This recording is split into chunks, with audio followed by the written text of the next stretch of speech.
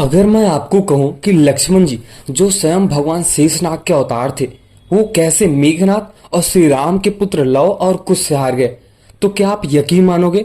क्या लक्ष्मण जी के भीतर इतनी शक्तियां नहीं थी कि वे अपने ही पुत्र से जीत सके?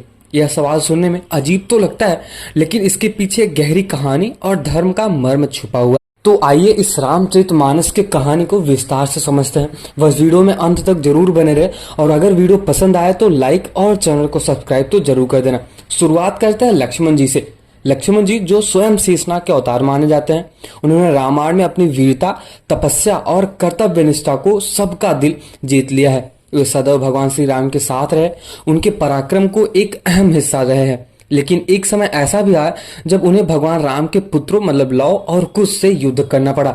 यह युद्ध में ऐसा कुछ हुआ कि जो हमें सोचने पर मजबूर कर देता है। आखिर लक्ष्मण जी, भरत, शत्रुघ्न और यहाँ तक कि हनुमान जी भी हार गए थे। क्या सच में भगवान श्री राम के पुत्र लव और कुश इतने महान थे, इतने शक्तिशाली योद्धा थे कि अपने ही चाचाओं को हरा दिया? मतलब लक्ष्मण, भरत और शत्रुघ्न, यहाँ तक कि हनुमान जी को तो बंदी बना लिया था। तो चलिए फिर शुरू करते। ये कहानी शुरुआत होती है अश्वमेघ यज्ञ से। ऐसा कहा जाता है कि जब श्री राम और लक्ष्मण, माता सीता, जब सब कोई लंका से वापस आते हैं, 14 वर्ष का वनवास हो जाता है और माता सीता का भी कह सकते हैं वन गमन हो जाता है। माता सीता जब अकेले जाती हैं, ये सब कुछ होने के बाद भगवान श्री राम अश्वमेघ यज्ञ करना चाहते हैं। अब इसकी जब शुरुआत होती है तब ये कहानी उठ के ऐसा आती है कि जब श्री राम ने अश्वमेघ यज्ञ करने का निर्णय लिया, इस यज्ञ में एक अश्व मतलब घोड़ा छोड़ा जाता है, और जो भी इस घोड़े को पकड़ता है उसे राम राज्य के खिलाफ युद्ध करना पड़ता है। भगवान श्री राम ने यज्ञ का प्रारंभ किया और अश्वमेघ को, अश्व मतलब जो घोड़ा है, उसको छोड़ दिया। वो घोड़ा अयोध्या से होते हुए कई स्थानों से गुजरा, लेकिन किसी ने भी उसे पकड़ने की साहस नहीं की, क्योंकि हर कोई जानता था कि इस घोड़े को पकड़ने का अर्थ तो यही है कि श्री राम के साथ युद्ध करना। और उस टाइम में सबसे बड़ा जो राज्य था अयोध्या का था, और उसमें जो राज्य का शासक थे वो प्रभु श्री राम थे, और उनसे कोई युद्ध करे ऐसा तो हो नहीं सकता। तो शुरुआत होती है अभी यहाँ पे लव और कुश का। अब यहाँ पे लव और कुश उसको देखते हैं क्योंकि वो खुद एक मतलब छत्री होते हैं, और जो घोड़े के मस्तक पे लिखा होता है उसको स्वीकार नहीं कर पाते, उसको ये नहीं समझ पाते और सुन नहीं पाते कि एक छत्री होने के बाद भी कोई पढ़े और उसको छोड़ दे। तब वहां पे लव और कुश की यहाँ पे एंट्री होती है, और इस कहानी में पता चलता है कि जब लव और कुश उसको पकड़ते हैं तो उसमें लिखा रहता है कि इस घोड़े को जो पकड़ेगा वो हमसे युद्ध करेगा। लव कुश बोलते ठीक है, मैं तो तैयार हूं। अब अश्व जब वाल्मीकि ऋषि के आश्रम में पहुंचा तो लव और कुश, जो भगवान श्री राम के पुत्र ही थे, उन्होंने उसे पकड़ लिया। उन्हें यह नहीं पता था कि यह अश्व श्री राम का है, और न ही वे उन्हें जानते थे, मतलब वो अपने पिता को भी नहीं जानते थे। जैसा कि ऐसा बताया जाता है कि जब वो बड़े हो जाते हैं, आफ्टर बहुत कुछ समय बाद उनको पता चलता है कि श्री राम ही उनके पिता हैं, उनका संबंध राम से ही है, ऐसा उनको पता ही नहीं था। वे केवल यह जानते हैं कि उनके क्षेत्र से गुजर रहा और धर्म के अनुसार उसे रोकना उनका कर्तव्य है। लव और कुश ने घोड़े को पकड़कर बांध लिया। जब घोड़े की रक्षा के लिए लक्ष्मण, भरत और शत्रुघ्न वहां पे पहुंचे, तब एक अद्भुत घटना घटी। लव और कुश जो बहुत छोटे थे, लेकिन उनके भीतर जो शक्तियां, जो बुद्धि थी, वो अद्वितीय थी। उन्होंने लक्ष्मण, भरत और शत्रुघ्न को हराकर उन्हें वापस भेज दिया। मतलब उस टाइम अगर किसी को भी वापस भेज देते हो तो उसको हारना ही कहते हैं। तो शुरुआत करते हैं सबसे पहले लक्ष्मण जी की हार से। अब सवाल तो यह उठता है कि जो मेघनाथ जैसे महान योद्धाओं को हराने वाले थे, वो कैसे लव और कुश से हार गए? क्या यह उनकी कमजोरी थी या कोई और कारण था? इसके बारे में समझते हैं। लक्ष्मण का हारना केवल शारीरिक पराक्रम ही नहीं था, यह उस समय का संकेत है जब भगवान श्री राम और उनके परिवार को अपने कर्मों और धर्म का परीक्षण देना था।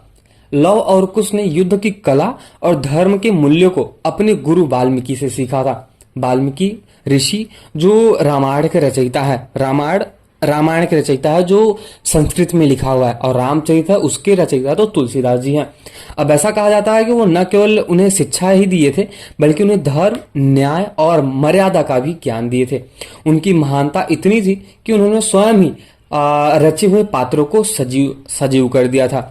अब हम चलिए इसके बारे में समझते हैं। जब हनुमान जी को लव और कुश ने बंदी बना के रख लिया था, यहाँ तक कि हनुमान जी भी इस युद्ध में पहुंचे और लव और कुश के सामने हार गए।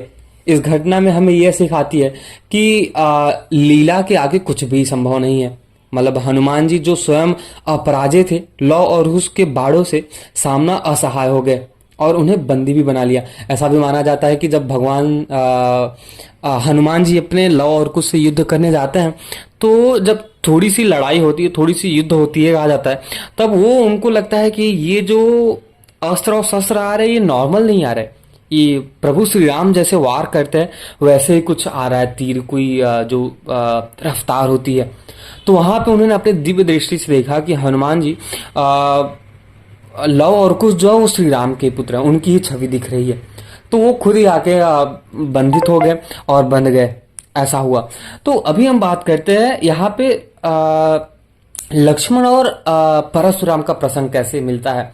मतलब वो लक्ष्मण जो परशुराम से भी नहीं डरते, तो आखिर वो अपने ही पुत्रों से कैसे हार गए या फिर कैसे डर के भाग गए। तो चलिए फिर इसके बारे में समझते हैं। जो परशुराम और लक्ष्मण का प्रसंग है इसमें मिलता है। परशुराम वो एक ऐसे ब्राह्मण है, एक ऐसे महान योद्धा है, एक ऐसे पंडित हैं जिन्होंने 21 बार क्षत्रियों का विनाश किया था। मतलब ये पूरे धरती पर, पूरे पृथ्वी पर, पूरे ब्रह्मांड पे अगर कहीं भी क्षत्रिय का जन्म होता था तो उसको पूरी तरह से मिटा देते थे। उनको क्षत्रियो नाम से बहुत ही ज्यादा नफरत हो गया था। फिर जब श्री रामचंद्र जी माता सीता के साथ स्वयंवर करने जाते हैं और फिर जब धनुष भंग करते हैं, तब उनकी जो अहंकार है कह सकते हैं परशुराम जी का, वो श्री राम जी तोड़ते हैं और ऐसा कहते हैं कि हम ब्राह्मणों को नहीं मारते। तो इसलिए प्रभु हमारी यही रिक्वेस्ट है कि आप हमें आशीर्वाद ही दे, क्योंकि आप ब्राह्मण हैं और हमें आप अगर आशीर्वाद दे तो हम आगे ही बढ़ेंगे। तब वहां पे कहा जाता है कि जो परशुराम जी हैं, परशुराम जी के पास एक धनुष होता है जो भगवान विष्णु द्वारा दिया गया होता है। तो भगवान विष्णु द्वारा जब वो धनुष दिया गया होता है तो वो परशुराम जैसे ऐसे परीक्षा लेने के लिए भगवान श्री राम से ऐसा कहते हैं कि अगर ये आप इसकी प्रत्यंचा चढ़ा देते हो तो मैं आपको मान जाऊंगा कि आप सृष्टि के रचयिता हो, परम परमेश्वर है।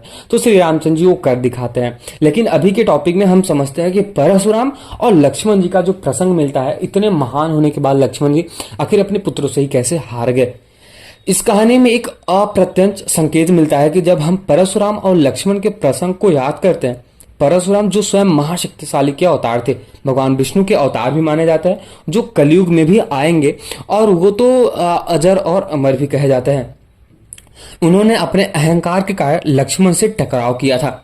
उस समय लक्ष्मण ने परशुराम की शक्ति को चुनौती दी थी, लेकिन परशुराम ने लक्ष्मण को समझाया कि युगों के अनुसार शक्ति का उपयोग और धर्म की राह बदलती रहती है। इस प्रकार इस संदर्भ में भी लक्ष्मण जी को यह महसूस हुआ कि केवल शक्ति ही बाहरी नहीं होती, ऐसा कहा जाता है कि बल्कि धर्म और मर्यादा की शक्ति ही सर्वोपरि माना जाता है।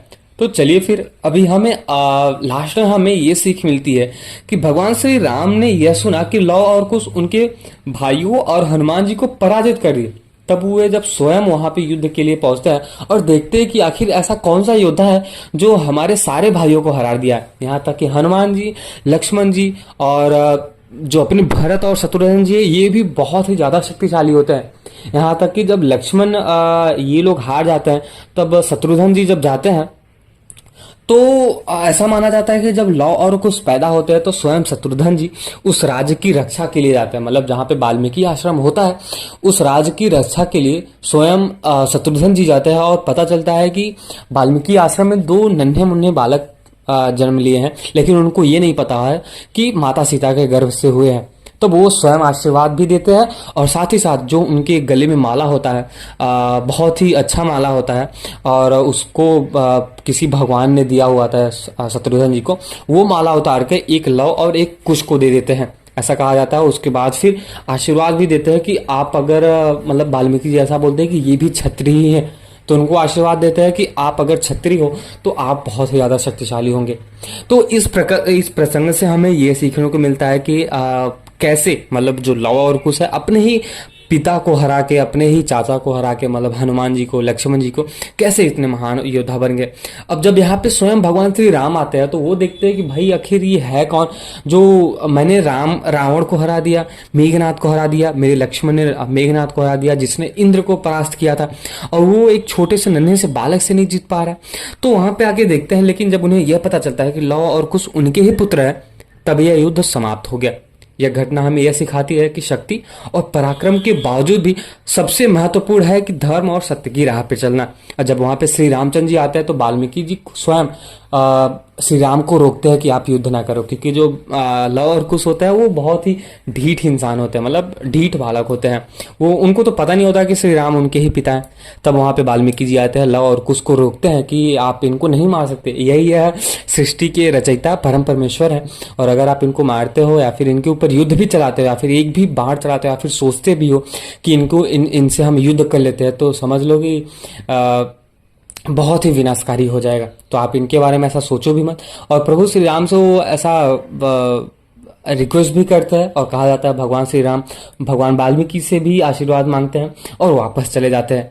तो इस प्रकार इस कहानी सिर्फ एक युद्ध ही नहीं था, बल्कि धर्म और मर्यादा और ईश्वर की लीला एक अद्भुत उदाहरण देती है। तो अगर आपको ये वीडियो इंटरेस्टिंग लगा हो और वीडियो अगर ये आपको पसंद आया तो वीडियो को जरूर लाइक करें, चैनल को सब्सक्राइब करें, और ऐसे ही सनातनी फैक्ट्स को और हिंदू फैक्ट्स को जानना है और जानकारी लेनी है तो हमारे चैनल से जुड़े रहे और चैनल को जरूर सब्सक्राइब करें। और जैसे ही मैं वीडियो डालूंगा तो आपको सबसे पहले जानने को मिलेगा। तो मिलते हैं किसी और वीडियो में, तब तक के लिए जय श्री राम। कमेंट सेक्शन में आप भी एक बार जय श्री राम जरूर लिख के जाना।